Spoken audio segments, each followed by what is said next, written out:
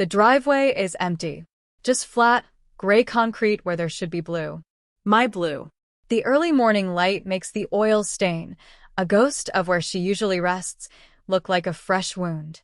My hand is already in my purse, fingers curled around the familiar shape of my car keys, the little silver cat keychain I've had for years cold against my palm. But there's no car. My breath catches. It's like the world tilts, just for a second, a nauseating lurch. This isn't right. I always park her there. Always. I walk to the edge of the curb, as if distance will change the view, as if the car will shimmer back into existence. Nothing. Just the neighbor's perfectly manicured lawn, the silence of a street not yet fully awake. A cold knot forms in my stomach, tight and icy. It's not just confusion. It's a deeper, primal alarm bell, screaming that something is terribly, terribly wrong. If you've ever felt that sickening lurch, that moment where the world just drops out from under you, tell me in the comments below. I read every single one. And if you haven't already, please subscribe. It helps me share these stories, more than you can imagine. My life with Mark up until a few weeks ago felt like one of those comfortable old sweaters. A little worn, maybe a few loose threads if you look too closely, but familiar. Safe. We had our routines. Coffee at 7, him out the door by 8, me a little later. Evenings were quiet, dinners in front of the TV, the low murmur of conversation that doesn't need to try too hard. Or so I thought. The car, my little blue hatchback, was my space. My independence. I bought it with my first real paycheck after college. Every dent, every coffee stain on the passenger seat told a story.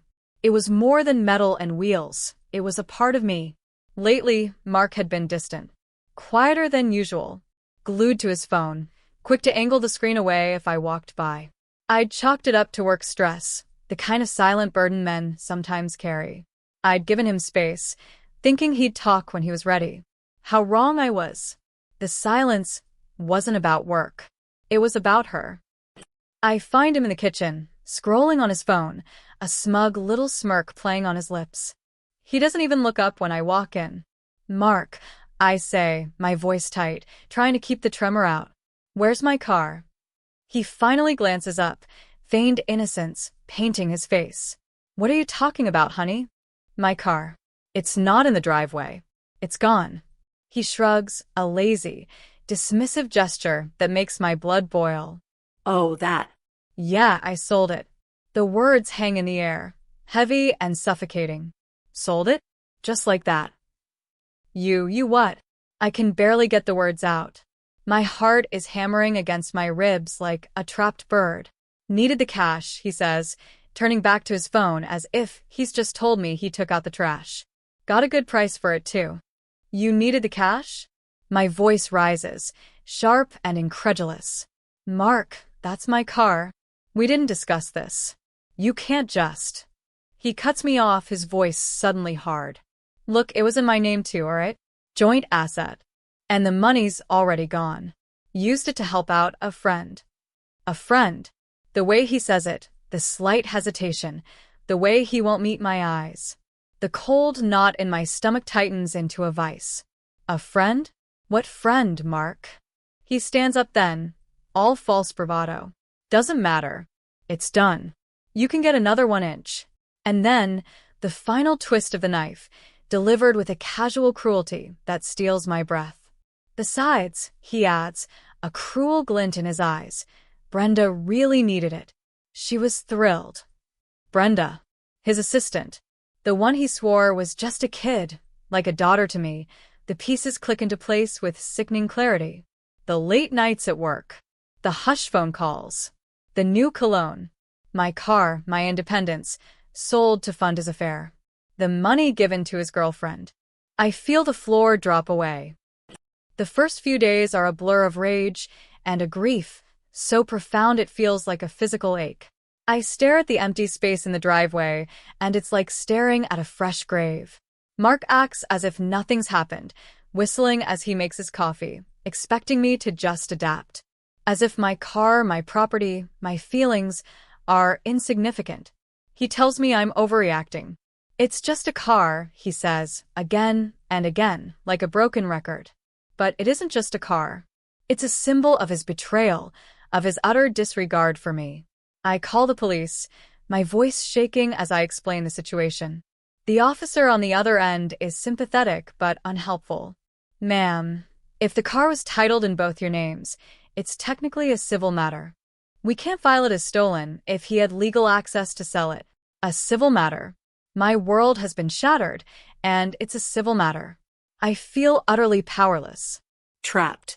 He sold my car and gave the money to his mistress, and the law shrugs.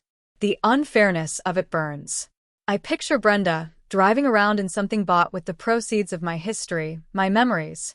It makes me physically sick. Mark, meanwhile, seems to be enjoying my distress. There's a certain swagger in his step, a triumphant gleam in his eye when he thinks I'm not looking. He thinks he's won. He thinks he's gotten away with it. The silence in the house becomes a weapon. He fills it with his smug indifference. I fill it with a simmering, helpless anger. I replay his words. Brenda really needed it. She was thrilled with the money for my car. My car. I find myself pacing, unable to settle. Every time I need to go somewhere, the absence of my car is a fresh stab. Public transport feels like a walk of shame. Borrowing my sister's car feels like admitting defeat. Mark even has the audacity to complain about having to drop me off or pick me up if our schedules don't align with him taking the family car, the one he primarily drives. This is getting inconvenient. He'd sigh, as if I were the cause of this disruption. I spend hours online, looking up legal advice. Can I sue him? Can I report Brenda for receiving stolen funds, even if the car itself wasn't stolen in the eyes of the law? Every avenue seems to lead to a dead end, a costly, protracted battle that would drain me emotionally and financially, with no guarantee of success. His name was on the title alongside mine, a relic from when we first got married, when what's mine is yours felt romantic, not like a loophole for betrayal. He knew this. He used it. He's insulated by the letter of the law, even as he's shattered its spirit. The injustice of it all is a constant, bitter taste in my mouth. I see him texting, a small smile on his face, and I know he's talking to her. Probably bragging. Probably laughing about how easy it was. Then, one sleepless night, staring at the ceiling, a thought flickers. A tiny spark in the overwhelming darkness. The GPS. Years ago, after my car was broken into, I'd had a small, discreet GPS tracker installed. For security. I paid a small annual fee for it. I'd almost forgotten about it. Mark certainly didn't know. It wasn't a fancy system integrated with the car's electronics, just a little magnetic box tucked away in an obscure spot. My heart starts to pound. I scramble out of bed, my mind racing. I find the old email with the login details for the tracking website. My fingers tremble as I type in the username and password. The map loads. And there, a tiny blued. My blued. My car. Parked outside an apartment complex across town. An unfamiliar address. Brenda's, no doubt. A new feeling begins to bubble up, pushing through the despair. Not just anger anymore, but something else. Resolve. A cold, clear determination. He thinks he's so clever. He thinks he's won. He doesn't know about the tracker. He doesn't know I can still see my car. He doesn't know I'm not done yet. This changes things. This changes everything. I'm not just a victim anymore. I have a piece of information he doesn't. And I'm going to use it. The game isn't over. It's just entered a new phase. And this time, I'm making the rules. Knowing where the car is and actually getting it back are two very different things. The blue dot on the map is a beacon of hope, but also a source of fresh agony. I watch it move. I see it parked at her apartment building. I see it at a shopping mall. Once, I even see it parked outside a restaurant that Mark and I used to go to for special occasions. The audacity of it, the sheer gall, stokes the fire in my belly. My first instinct is to go there, to confront her, to demand my car back. But what then? A screaming match in a parking lot? What if she calls the police? I can't prove she knew how he got the money. I'd look unhinged. Mark would spin it to his advantage. No, that's not smart. That's emotional. I need to be strategic. The thought of trying to steal it back crosses my mind, a wild, desperate idea. But it's too risky. I could get arrested. That would be playing right into their hands. The financial sting is real too. He took the cash. So even if I could somehow reclaim the car, he still profited from his deceit. And Brenda has that money. My money, really? The value of my asset. Days turn into a week. I'm a mess of conflicting emotions. Hope because of the tracker. Despair because the path forward is so murky. Mark's smugness grows with each passing day. He thinks I've accepted it. He even had the nerve to ask if I'd started looking for a new car yet, suggesting I get something more practical this time. The condescension is infuriating. He sees my quietness as surrender.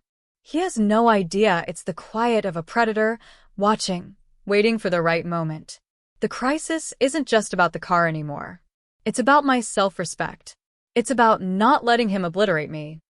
The plan begins to form, slowly, piece by painful piece. It's audacious. It's risky. It's expensive. But the thought of his face, of Brenda's face, when they realize what I've done, it's a powerful motivator. I can't just take the car. But what if I buy it? Not me, directly. That would never work. But a third party. Someone untraceable back to me. I think of Sarah, an old college friend. She's tough, discreet, and owes me a favor from years ago. More importantly, she's not afraid of a little controlled chaos. I call her. I lay out the basics. My husband sold my car, gave the money to his girlfriend. I've tracked the car. I want it back. I don't tell her the full extent of the emotional devastation, just the practical injustice. So, this Brenda has the car, and presumably the title he signed over to her, or a bill of sale? Sarah asks, her voice all business. I assume so. I say. He wouldn't be stupid enough to sell it without paperwork, although his recent actions are making me question his intelligence on multiple fronts. And you want me to what? Persuade her to sell it. Exactly, I say. Offer her cash. A good price. Maybe even a little more than Mark got for it, to make it tempting. She probably thinks it's just a car she can flip if she wants. She has no emotional attachment to it, unlike me. Sarah is quiet for a moment. Then, you know this is crazy, right? You're buying your own car back. I know, I say, my voice firm. But it's not about the money anymore, Sarah. It's about taking back what's mine. It's about showing him he can't just break me and walk away. There's a long pause. I can almost hear her weighing the risks. Then, all right, I'm in. But you owe me big time. And I mean steak dinner, best place in town, for a month. Relief washes over me, so potent it almost brings me to my knees. Done. I breathe. The next step is the money. Mark cleaned out a significant portion of our joint savings account for his friend, but I have my own account, money I've squirreled away over the years. My emergency fund. My independence fund. This, I decide, qualifies as an emergency of the highest order. It's a bitter pill to swallow, using my own savings to undo his treachery. But the alternative, letting him win, letting them both laugh at me, is unthinkable. This isn't just about a car. It's about reclaiming a piece of my soul. I transfer the funds, enough to make a very attractive cash offer. The decision is made. There's no turning back now. The next few days are a masterclass in patience and controlled anxiety. Sarah is a rock. We monitor the GPS. We learn Brenda's routine. She works a standard 9 to 5. She usually leaves the car parked on the street near her apartment building overnight. That's our window. Sarah finds a used car dealer, a slightly grimy but legitimate place, willing to act as the official buyer for a small commission. They'll handle the title transfer paperwork. It makes the offer look more credible, less like some random person approaching her. Sarah will be the one to make contact, posing as an agent for this dealership, saying they have a client looking for this specific make and model. The call is made. My heart is in my throat as Sarah relays the conversation. Brenda is initially surprised, then intrigued. She asked how I knew about the car. Sarah texts. Told her we scout cars from online listings and public view, looking for specific models our clients request. She bought it. They negotiate a price. Brenda, thinking she's making a quick, tidy profit on the car Mark practically gifted her or sold to her at a friendly price using my money, agrees readily. She wants cash. Of course she does. The meet is set for the following evening in a well-lit supermarket parking lot. Sarah will go with the dealer. I'll be miles away, watching that little blue on my screen, my entire being clenched in a knot of hope and fear. The hours crawl by. Mark is oblivious, humming as he gets ready for work, occasionally shooting me a look that's a mixture of pity and contempt. He thinks I'm defeated. Little does he know the gears of my own private justice system are grinding slowly but surely. The evening of the buyback arrives. I'm a wreck. I can't eat. I can't sit still. I pace the living room, phone clutched in my sweaty hand, the GPS map open on my laptop. The Blued is at her apartment. Then it starts to move, heading towards the supermarket. My breath catches. This is it. Sarah texts updates. At the location, she's here. Dealer is talking to her. She's signing the papers. Each message is a small explosion in my chest. Then, the message I've been waiting for. It's done. Title signed. Cash exchanged. We have the car. I nearly collapse with relief. Tears prick my eyes. But it's not over yet. Phase 2 is about to begin. Sarah drives my car, my beautiful blue car, to a prearranged spot, a quiet industrial park. I'm already there, waiting in my sister's borrowed vehicle. Seeing my car pull up, looking a little dusty but undeniably mine, is an emotional punch to the gut. It's real. It's happening. You okay? Sarah asks, her face etched with concern as I just stare at it. Better than okay. I manage, a watery smile on my face. We swap keys. Sarah takes my sister's car to drive home. And I, under the cloak of darkness, get back into the driver's seat of my own car. The familiar scent, the way the seat molds to my back. It's like coming home. I drive slowly, carefully, my heart still thudding a wild rhythm. The plan is to return it to my driveway, to park it exactly where it always was, as if it never left. As if Mark's betrayal was just a terrible dream. It's well after midnight when I pull into our street. The house is dark. Mark is asleep, blissfully unaware. I glide the car into its usual spot, the tires whispering on the concrete. I cut the engine. The silence is profound. I take my old keys, the ones with the silver cat, from my purse. They fit the ignition. Of course, they do. It's my car. I lock it, walk to the front door, and let myself in, quiet as a shadow. The next morning, I'm up before Mark. I make coffee, my movements calm, deliberate. I sit at the kitchen table, sipping my coffee, waiting. The sun starts to peek through the blinds. I hear him stirring upstairs. Then his footsteps on the stairs. He walks into the kitchen, bleary-eyed, reaches for the coffee pot. He doesn't notice anything amiss. Not yet. He pours his coffee, takes a sip. Then he glances out the kitchen window, the one that overlooks the driveway. He freezes, the coffee cup halfway to his lips. His eyes widen. He blinks once, twice. A look of utter, disbelieving confusion washes over his face. He walks to the window, leans closer, peering out. I can see the muscles in his jaw working. He turns to me, his face pale. Is that your car? I take a slow sip of my coffee, meet his gaze evenly. My car? What are you talking about, Mark? It's always there. No, but it was gone. I sold it. Remember? He's sputtering, bewildered. Sold it? Don't be silly, dear.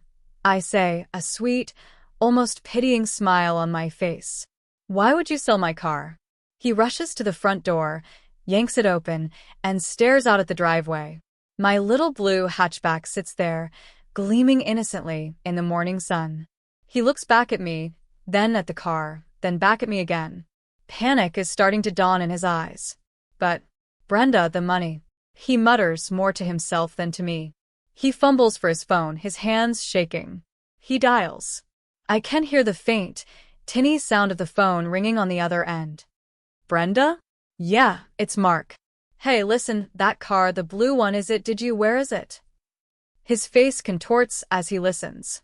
I can imagine her confusion. What do you mean you sold it? To who?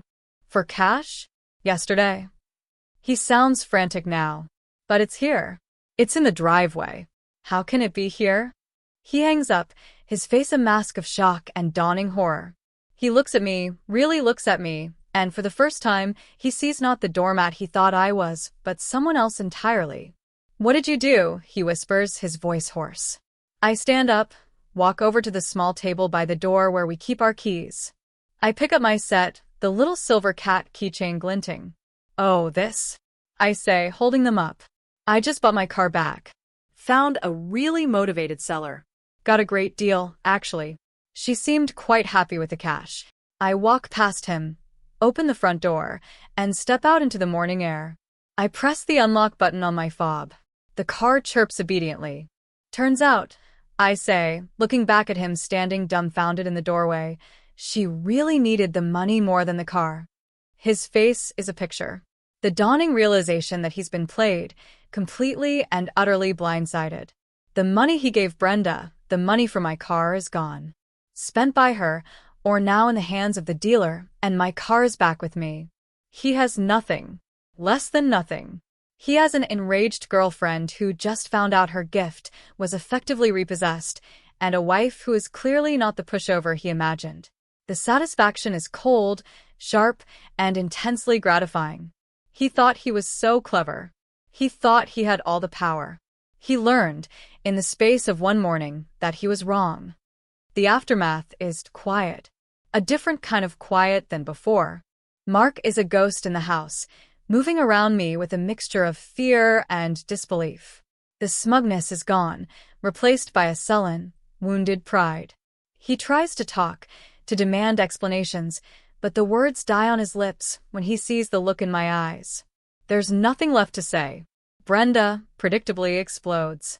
My phone lights up with texts from Mark, relaying her fury. Apparently, she feels scammed and is demanding Mark fix it. He has no way to fix it. The money she got for the car is likely already earmarked or spent. He has no more assets of mine to sell. Their little venture imploded spectacularly. The car sits in the driveway, a gleaming blue monument to my quiet victory. Every time I get in, I feel a surge of strength. It's more than just a car now. It's a reminder that I am not easily broken. It's proof that I can fight for myself, that I can be smarter, more determined than those who try to tear me down. The marriage, of course, is over. There's no coming back from a betrayal this deep, this calculated. But unlike before, I don't feel grief. I feel lighter. Free.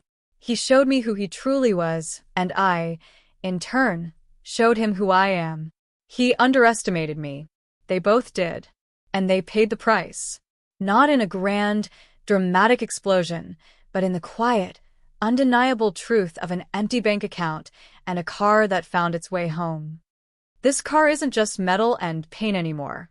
It's a reminder that even when things seem impossible, even when you feel utterly powerless, there's a strength inside you waiting to be found.